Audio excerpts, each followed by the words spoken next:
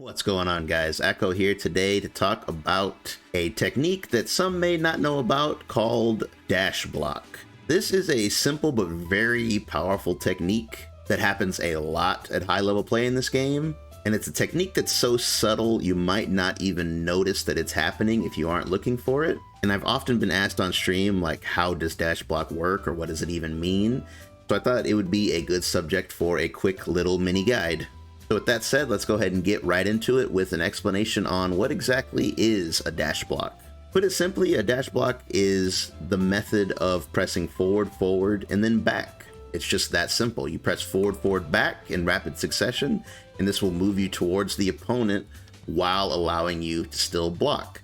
It may not seem like a big deal at first glance, but in a lot of other fighting games, you are not allowed to dash and block. Some games actually charge you meter to be able to do such a thing. So the fact that you can do that at all in this game with literally no penalty is a pretty big deal. One of the best parts about this technique is it's very easy to understand and it's not very difficult to actually pull off. With just a little bit of practice, you can definitely get the timing down.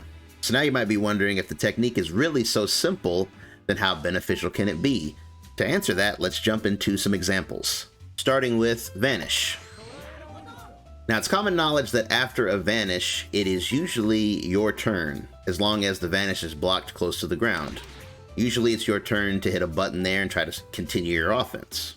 And since this is common knowledge, in most situations your opponent is going to choose their favorite defensive option in that situation. How often have you had this happen? Pretty common, right? So when you find yourself in this kind of situation, rather than trying to make, a big brain read and go for something risky that might catch their backdash, you can simply implement a dash block. As you can see, by using dash block in that situation, you're able to safely chase the backdash, whether they do it or not. If the opponent were to choose to block there, you would still get your pressure, and if they choose to use the backdash, you're able to chase them, and if you can react fast enough, you can even get a punish. And again, what makes this truly useful is the fact that it is completely safe. So even if the opponent were to challenge, you are at little to no risk as long as you are doing the dash option select correctly.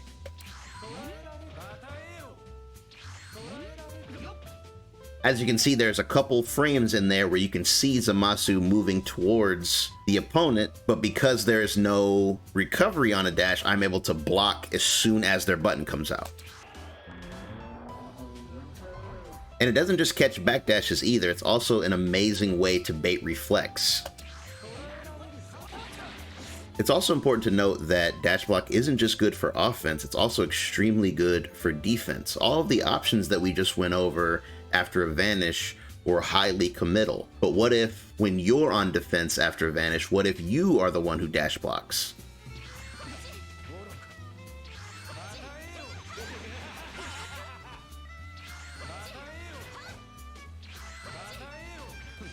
As you can see, whether it's offense or defense, dash option select is a great way to minimize the amount of guessing you have to do in certain situations. And of course, it doesn't end there. Dash block isn't limited to just being good in Vanish situations, it's also incredibly good in your stagger game. If you have a button that has very low recovery, such as a crouching jab that doesn't hit low, in the recent patch they made it to where you get to keep your turn after a crouching jab that doesn't actually hit low. So any character that doesn't have a low 2L can utilize dash block incredibly well after their down jab. Much like the Vanish situation, using dash block here gives you the opportunity to safely apply pressure without having to worry about what option the opponent might choose.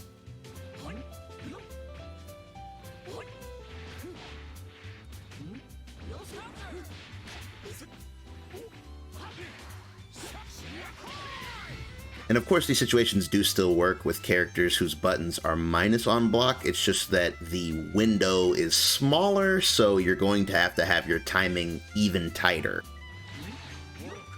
Just a quick little how-to on a lesser talked about technique that I feel is very important for more people to know about, and hopefully make little helpful techniques like this less of a secret and more of a common knowledge sort of thing.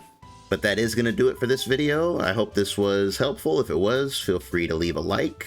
Don't forget to sub so you don't miss the next guide. And I will see you guys in the next video. Peace.